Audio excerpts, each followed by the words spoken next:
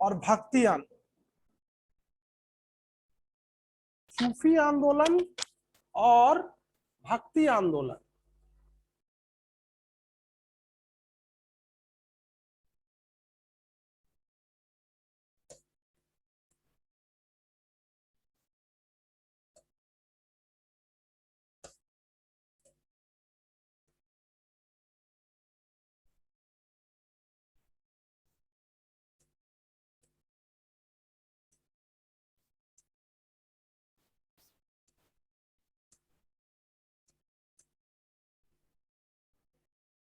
सूफी आंदोलन, आप लोग नाम भी सुने ही होंगे, सूफी। सबसे पहले मैं आप लोगों को इसके विषय में थोड़ी महत्वपूर्ण जानकारी दे देता हूं कि वास्तव में ये सूफी आंदोलन था क्या। तो सबसे पहली बात जो आप जान लीजिए कि सूफी आंदोलन का संबंध इस्लाम धर्म से है। जैसा कि आप लोगों को पता होगा कि इस्लाम धर्म का उदय 6ठी सदी में हुआ था। इस्लाम धर्म जब पूरी तरह से स्थापित हुआ तो संभवतः उसी समय ये सूफी आंदोलन या सूफीवाद जो है उसका जन्म इस्लाम में हो चुका था।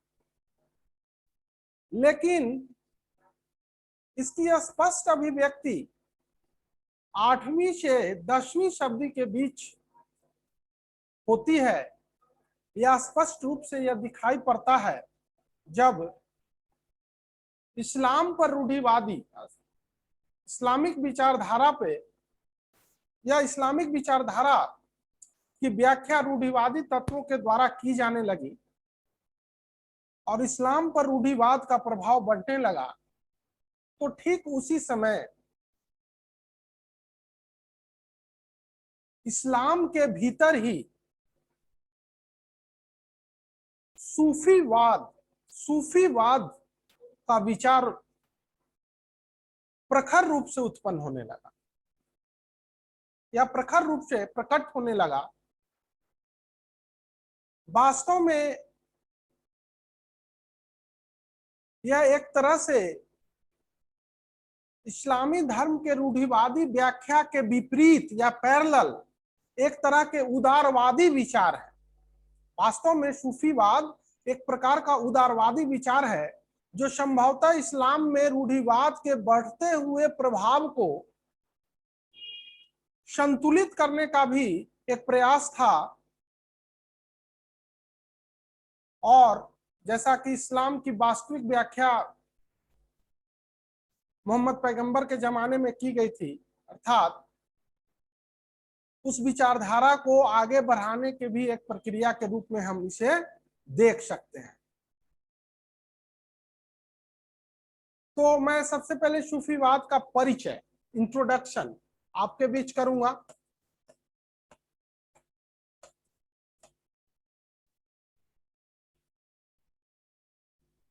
यहाँ पे मैं इसका परिचय या जो भी होगा इसके विषय में जो भी जानकारी है मैं आपको पॉइंट वाइज आपके सामने रखूंगा। आप यदि इच्छुक हैं तो उसे आप नोट कर सकते हैं और उस पर यदि कोई सवाल हो तो आप पूछ भी सकते हैं। तो सबसे पहले सूफीवाद के परिचय के रूप में मैं आपको बताना चाहूंगा कि यह एक सुधारवादी आंदोलन था। यह एक सुधारवादी आंदोलन था जिसका जन्म इस्लाम धर्म में या इस्लामी धर्म के अंतर्गत हुआ।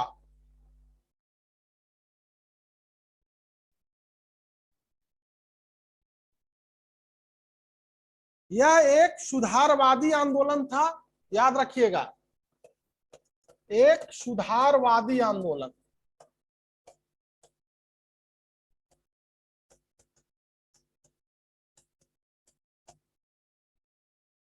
जिसका प्रारंभ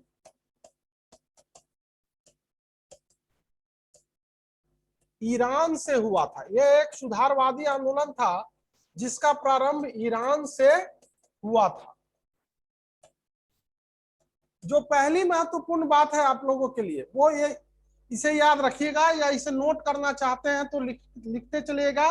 यह एक सुधारवादी आंदोलन था जिसका प्रारंभ ईरान से हुआ था। दूसरी दूसरी जो प्रमुख बातें हैं इसकी वो है, देखिए सूफी आंदोलन, सूफी सूफी सूफी जो है वो अरबी शब्द शफा से बना है। सूफी अरबी शब्द शफा से बना है जिसका अर्थ होता है पवित्रता, जिसका अर्थ होता है पवित्रता। अर्थात जो लोग आध्यात्मिक रूप से आचार विचार से पवित्र हैं या पवित्र थे वे सूफी कहलाए। सूफी जो है वो शफा शब्द से बना है और शफा एक अरबी शब्द है जिसका अर्थ होता है पवित्रता। अर्थात वैसे लोग जो आचार विचार एवं आध्यात्मिक रूप से पवित्र हैं वो सूफी कहलाए। तो यहाँ दूसरा पॉइंट है कि सूफी अरबी शब्द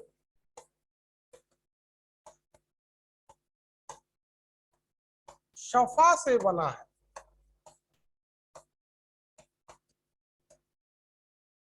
जिसका अर्थ है पवित्रता, जिसका अर्थ है पवित्रता। अर्थात पवित्रता अर्थात वैसे लोग जो अपने आचार विचार से पवित्र थे वे सूफी कहे गए। ठीक है, ये 2 पॉइंट। अब आते हैं इसके अगले पॉइंट पर। आप लोग नोट करना होगा तो नोट करते चलिएगा इसे। अब जो अगली महत्वपूर्ण बात है वह यह है कि भारत में सूफी आंदोलन का विकास या आगमन 12वीं सदी में हुआ। यानी 12वीं सदी के मतलब है कि महमूद गजनवी के आक्रमण के समय ही भारत में सूफी आंदोलन का आगमन हुआ और शेख मोइनुद्दीन चिश्ती भारत के प्रथम सूफी संत थे और धीरे धीरे भारत में सूफी आंदोलन का उत्तरोत्तर विकास होता चला गया। ठीक है, अब आते हैं कि सूफी परंपरा में या सूफी परंपरा जो थी वो गुरु और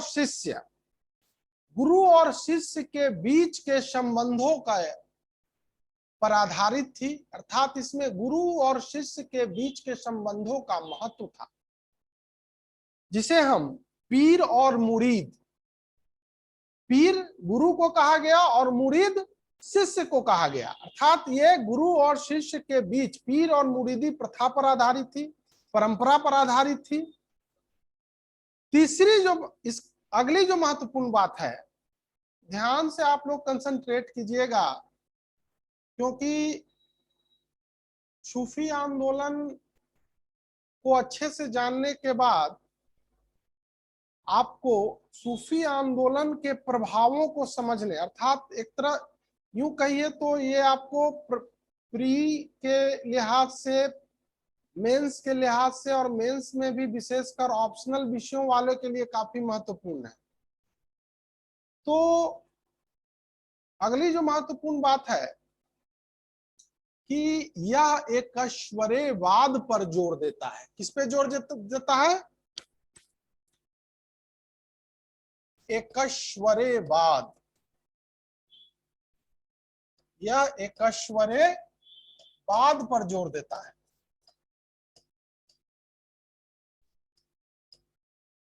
ये शब्द जो एकश्वरेवाद है, एकश्वरेवाद का मतलब हुआ कि ईश्वर एक है, अर्थात ईश्वर एक है एकश्वरवाद पर इसका जोर है। दूसरा अगला जो इनकी विशेषता है, सूफी लोग काफी संयमित और सादगी भरा जीवन व्यतीत करते थे। इनका जीवन अत्यंत सरल होता था। ठीक है। प्रारंभिक काल में कई सूफी विचारक हुए, संत हुए, लेकिन कुछ संत काफी महत्वपूर्ण थे, काफी लोकप्रिय हुए और उन्होंने सूफी विचारधारा को एक नया आयाम दिया, जिसमें एक सूफी संत, महिला सूफी संत थी जिसका नाम था रबिया, और दूसरा था मंसूर बिन हल्लाज। महिला सूफी संत रबिया और मंसूर बिन हल्लाज। मंसूर बिन हल्लाज जो था,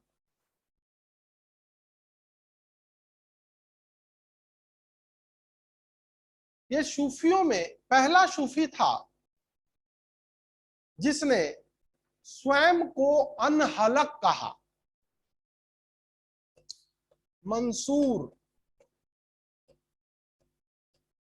बिन हल्लाज ने स्वयं को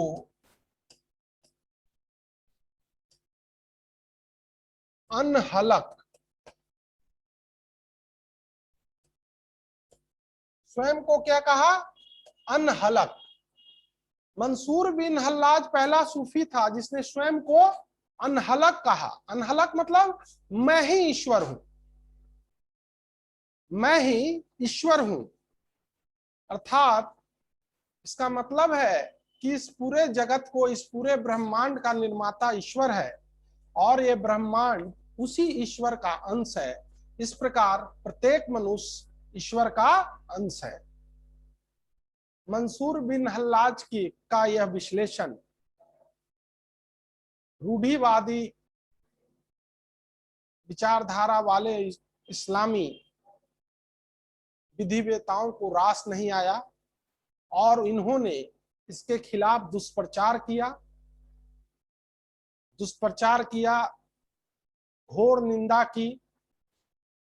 परिणाम स्वरूप मंसूर बिन हल्लाज को मृत्यु दंड की सजा भी दी गई।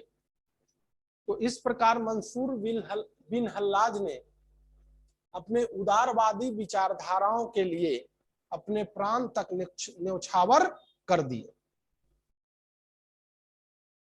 मंसूर बिन हल्लाज के जो विचार हैं अनहलक संबंधी, कि मैं ही ईश्वर हूं, या स्वयं को उसने जो अनहलक कहा, आगे चलकर जब भक्ति आंदोलन अगले चैप्टर में मैं आपको पढ़ाऊंगा तो वहां भी आपको ये बात देखने को मिलेगी कि भक्ति आंदोलन के प्रणेता महान शंकराचार्य ने स्वयं को, उन्होंने भी अहम ब्रह्मास्मि, स्वयं को अहम ब्रह्मास्मि कहा था, अर्थात मैं ही ब्रह्म हूं। तो इस प्रकार दोनों विचारधाराओं में आपको समानता के कुछ बिंदु या कुछ लक्षण दिखाई पड़ेंगे। आप ध्यान पूर्वक इसे देखते रहिए, सुनते रहिए, और यदि कोई सवाल हो, क्योंकि ऐसा लास्ट में मैं कंक्लूजन के तौर पर आपको इन दोनों के बीच की समानताओं पर भी बताऊंगा। तो मंसूर बिन हल्लाज ने स्वयं को अनहलक कहा। ठीक है। अब आते हैं इब्नुल अरबी। इब्नुल अरबी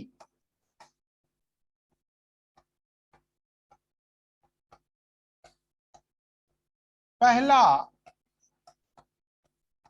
सूफी संत था जिसने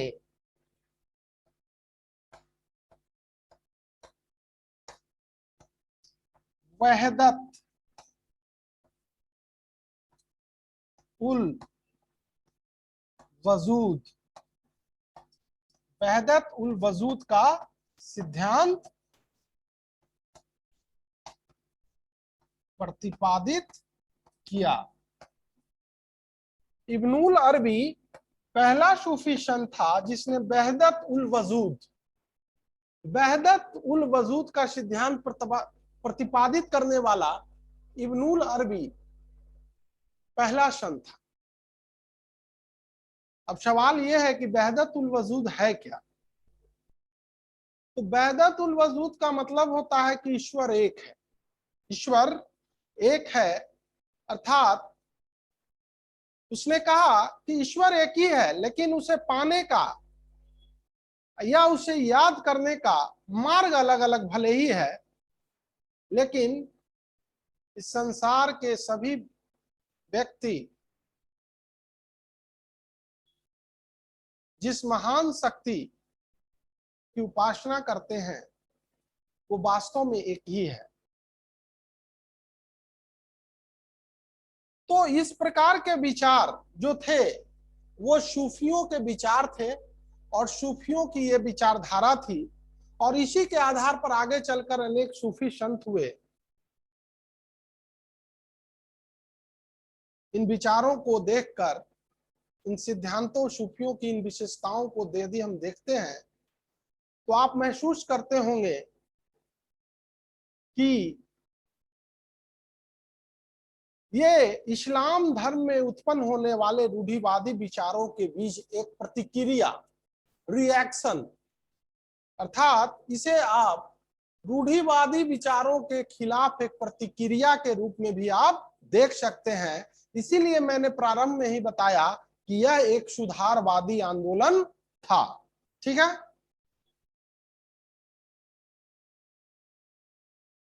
सुधारवादी आंदोलन था। अब ये सूफी विचारधारा की विशेषताएं हुई। अब आगे जो है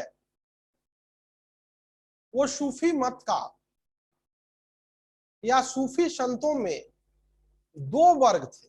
आगे चलकर सूफी संतों के दो वर्गों का विकास हुआ और उनका नाम था बाशर्रा और बेशर्रा। बाशर्रा और बेशर्रा। बाशर्रा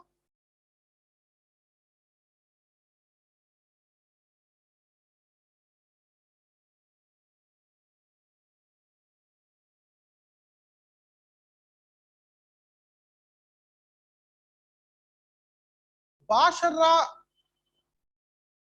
वैसे सूफी संत थे जो इस्लामी सिद्धांतों में उनकी आस्था थी, वे इस्लामी सिद्धांतों के अनुसार आचरण करते थे। और बेशर्रा वैसे सूफी संत थे जो इस्लामी सिद्धांतों से बंधे हुए नहीं थे। तो सूफी मत जो था वो दो भागों में विभाजित हुआ, बाशर्रा और दूसरा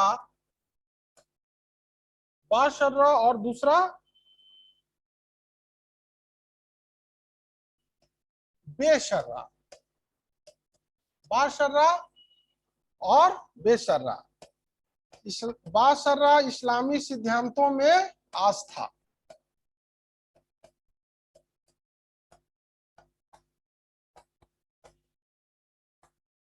बेशर्रा इस्लामी सिद्धांतों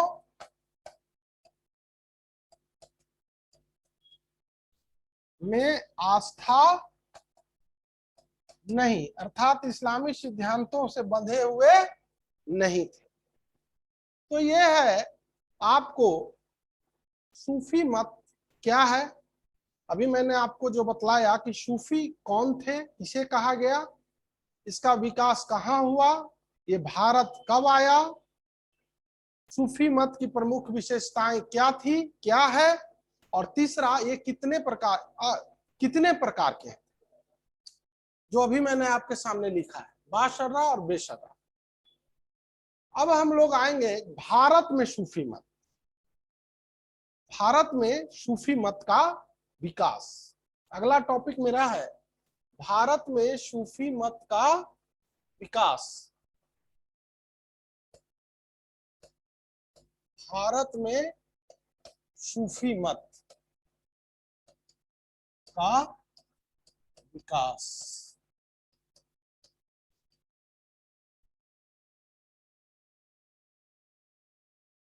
जैसा कि मैंने बताया कि यद्यपि सूफी आंदोलन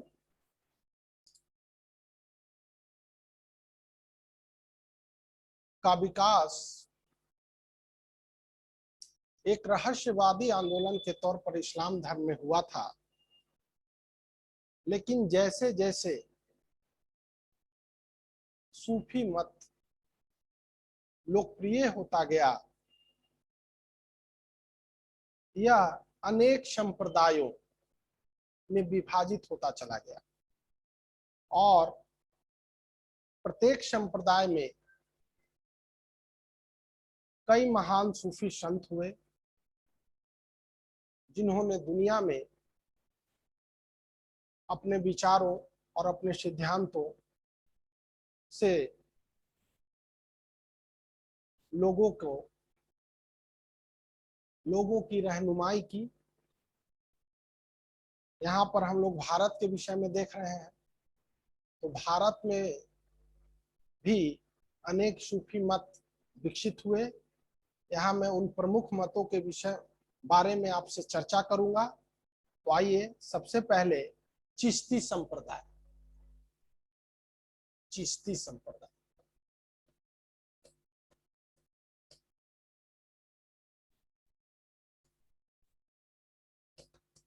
चिश्ती संप्रदाय तो चिश्ती संप्रदाय के विषय में सबसे महत्वपूर्ण बात है कि यह भारत में स्थापित किया जाने वाला प्रथम सूफी मत। यह भारत में स्थापित किया जाने वाला प्रथम सूफी मत। इसके संस्थापक थे, देखिए, भारत का प्रथम सूफी मत जो भारत में 12वीं सदी में आया। संस्थापक का नाम था शेख मोइनुद्दीन चिश्ती। शेख मोइनुद्दीन चिश्ती, जिनका मुख्य केंद्र है अजमेर। शेख मोइनुद्दीन चिश्ती ने अजमेर में अपनी एक दरगाह स्थापित की थी और इसलिए चिश्ती संप्रदाय का प्रमुख केंद्र अजमेर। आज भी अजमेर में उनकी दरगाह है और बहुत से लोग वहां पे जाते हैं।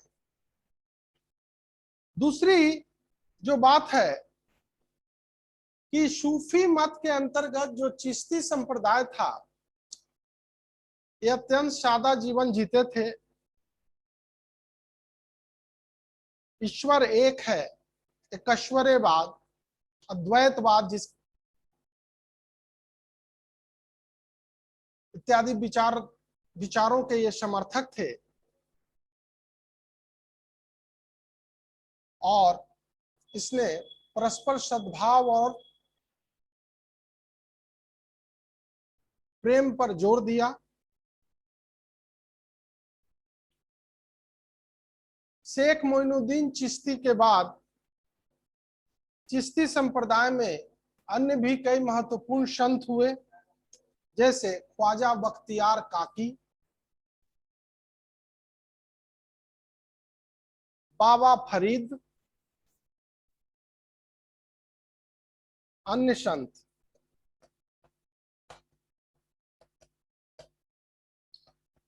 ख्वाजा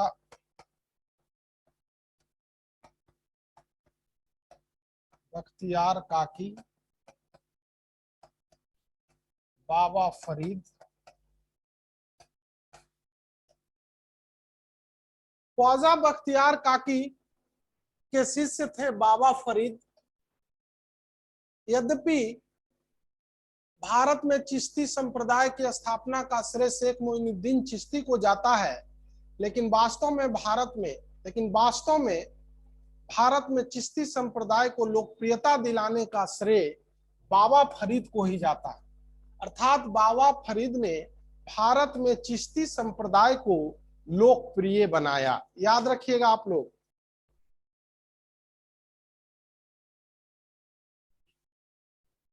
एक अन्य बात, बाबा फरीद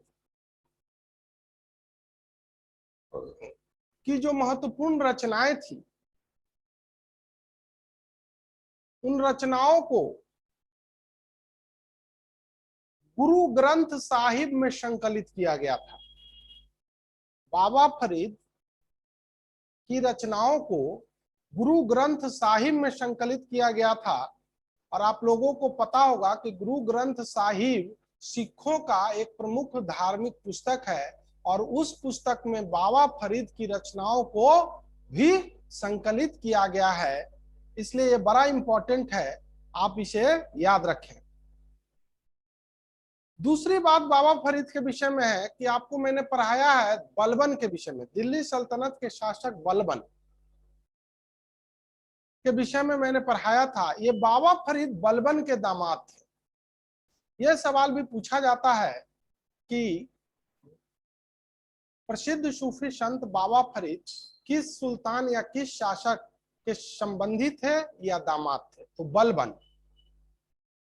अब हम आते हैं अन्य संतों में। आपने देखा ख्वाजा बख्तियार काकी, बाबा फरीद, इसके अलावे भी चिश्ती संप्रदाय में कई महत्वपूर्ण संत हुए, जिसमें एक बड़ा ही प्रसिद्ध नाम है शेख निजामुद्दीन औलिया।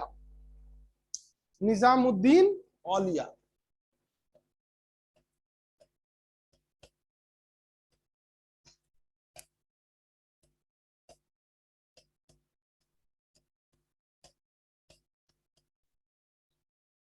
तो इनके विषय में, शेख निजामुद्दीन औलिया, इनके विषय में जो महत्वपूर्ण जानकारी है वो आप ध्यान से देखिएगा। निजामुद्दीन औलिया की दरगाह दिल्ली में थी। कहाँ थी? दिल्ली में। ये तुगलक शासक गयासुद्दीन, ये तुगलक शासक गयासुद्दीन तुगलक के समकालीन थे। गयासुद्दीन तुगलक के समकालीन, तुगलक के समकालीन।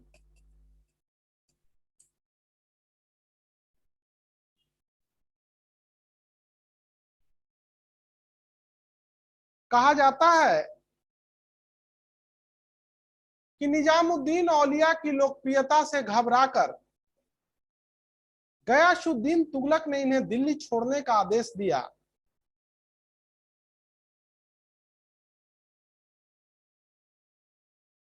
लेकिन औलिया ने इसे नामंजूर कर दिया और कहा जाता है कि औलिया के, निजामुद्दीन औलिया के आध्यात्मिक शक्ति का ही परिणाम था कि बंगाल विद्रोह को दबाने के पश्चात जब गयासुद्दीन तुगलक दिल्ली आ रहा था, तो दिल्ली पहुंचने से पहले ही उसके पुत्र द्वारा उसके स्वागत के लिए जो मंच तैयार किया गया था, वो मंच टूट गया और उस मंच के टूटने के कारण जो दुर्घटना हुई उससे उसकी मृत्यु हो गई। तो ये निजामुद्दीन औलिया का शाप भी कहा जाता है। खैर, आप लोग याद रखिएगा कि निजामुद्दीन औलिया गयासुद्दीन तुगलक के समकालीन थे और उनका किसी बात को लेकर गयासुद्दीन तुगलक से विवाद हो गया था। शेख निजामुद्दीन औलिया एक उदार दृष्टिकोण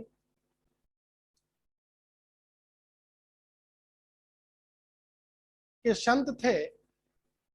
इनकी उदारता के कारण इन्हें महबूब ए इलाही, महबूब ए इलाही भी कहा जाता था। महबूब ए इलाही। अगली बात जो है, आपने इनका नाम सुना भी होगा, अमीर खुसरो। अमीर खुसरो अमीर खुसरो निजामुद्दीन औलिया के एक प्रमुख शिष्य थे और कहा जाता है कि निजामुद्दीन औलिया के प्रति इनकी निष्ठा और प्रेम इतना प्रगाढ़ था कि जैसे ही इन्होंने निजामुद्दीन औलिया के मृत्यु का समाचार सुना, ठीक उसके दूसरे दिन ही अमीर खुसरो ने अपने प्राण त्याग दिए। जैसा कि मैंने बताया कि निजामुद्दीन औलिया एक अत्यंत साधारण जीवन शैली जिया करते थे। सरकारी संरक्षण और सरकारी सुविधाओं को इन्होंने हमेशा नजरअंदाज किया और कहा जाता है कि इन्होंने अपने शिष्यों से कहा था कि मरने के पश्चात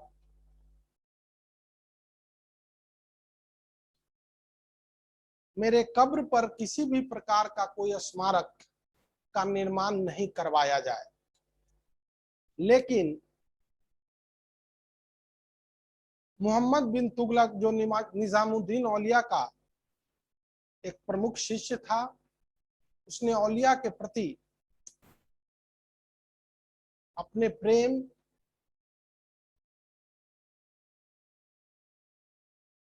से प्रेरित होकर उनके कब्र पर दिल्ली में एक मकबरा बनवाया था। तो आप लोग याद रखिएगा कि निजामुद्दीन औलिया का मकबरा दिल्ली में है, जो मोहम्मद बिन तुगलक के द्वारा निर्मित करवाया गया था।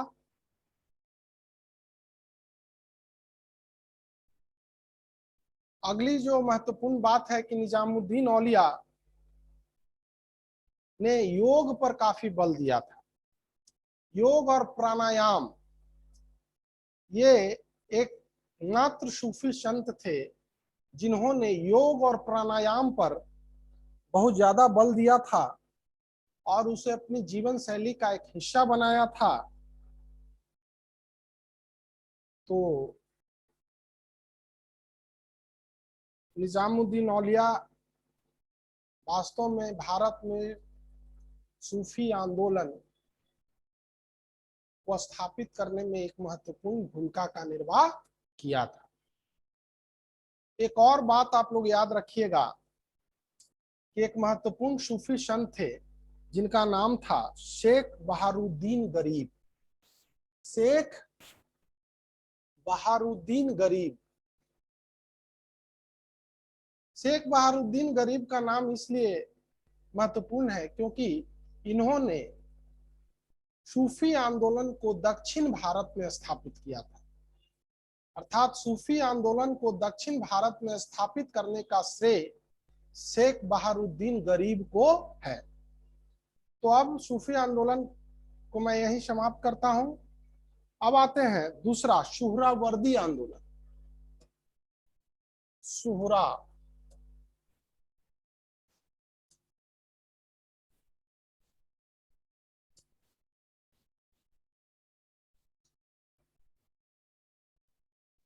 सुहरावर्दी आंदोलन। तो सुहरावर्दी आंदोलन का जन्म भारत में नहीं हुआ था, जैसा कि आप लोग जानते हैं। मैंने बताया भी है कि सूफी आंदोलन का जन्म भारत के बाहर हुआ था, ईरान में। ईरान से ये मध्य एशिया और भारत में भी इसका प्रसार हुआ। और जो सूफी के अंतर्गत जिन विचारधाराओं के विषय में हम आपको बता रहे हैं, जैसे अभी सुहरावर्दी, इस विचारधारा के प्रणेता थे शिहाबुद्दीन सुहरावर्दी।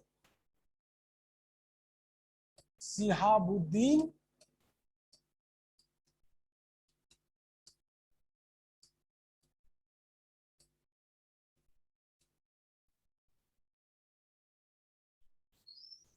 शिहाबुद्दीन सुहरावर्दी।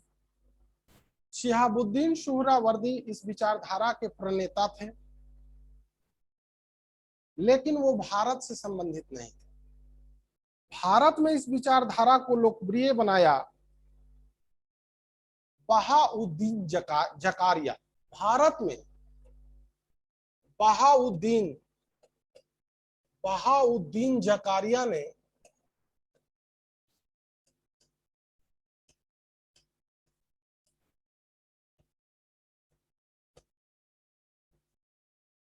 भारत में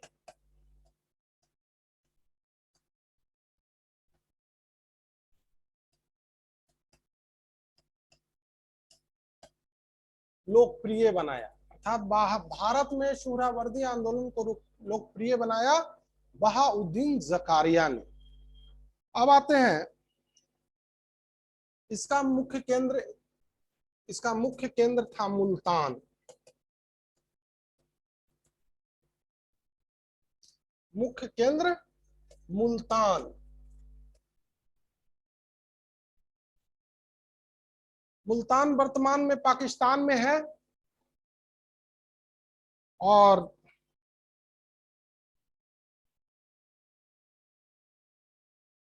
अभी जो आप सुहरावर्दी आंदोलन पढ़ रहे हैं, इससे पहले मैंने आपको चिश्ती बताया था, चिश्ती आंदोलन।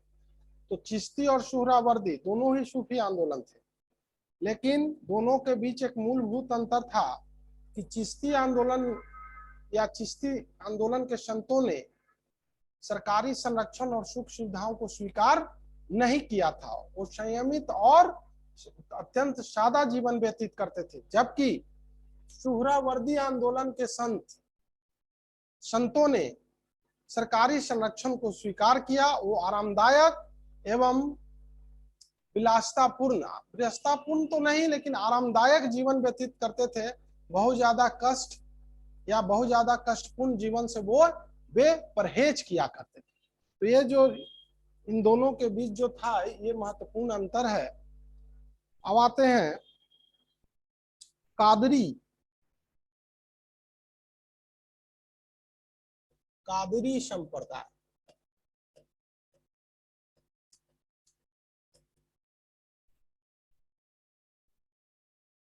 कादरी संप्रदाय संस्थापक जो थे, भारत में इसके संस्थापक